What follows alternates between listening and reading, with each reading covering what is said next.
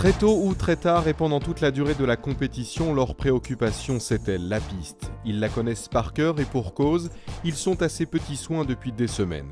Leur travail est indissociable, l'un est chef de piste, l'autre est dameur.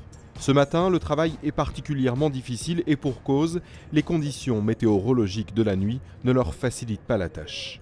On a pris 20 cm de neige cette nuit et on voit plus trop la piste. Ça fait qu'il faut aller un peu à tâtons. Il faut qu'on arrive à rester sur la neige à canon avec Tanguy. Et visibilité pas très bonne.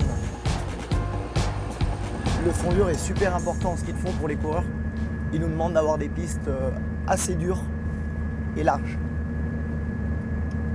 Là, on est à peu près sur la ligne de départ, on est à 15 mètres de damage. Et au niveau des bosses, on arrive à 12 mètres, entre 9 et 12 mètres sur les bosses.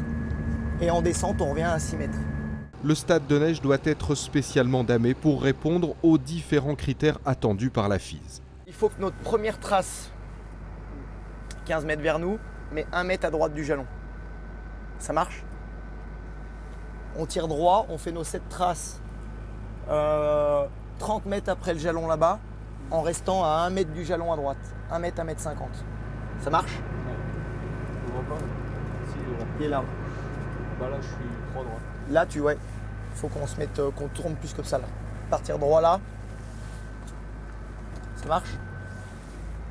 Le travail ne s'arrête pas là. Pour chaque épreuve, la préparation de la piste est particulière. Skating ou classique, là encore, il faut faire preuve de minutie. En skating, on a un plan lisse tout le long, pas de traces. On fait juste du damage à plat et on met juste nos 7 traces au départ.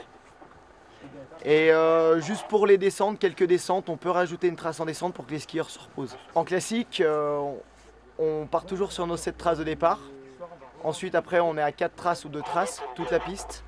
Et sauf les descentes, on va couper les traces pour les virages, pour pas que les skieurs se fassent sortir. 100 heures ont été nécessaires pour pousser la neige. Quant à la préparation de la piste, les équipes de damage auront passé près de 300 heures pour assurer le plus beau des spectacles.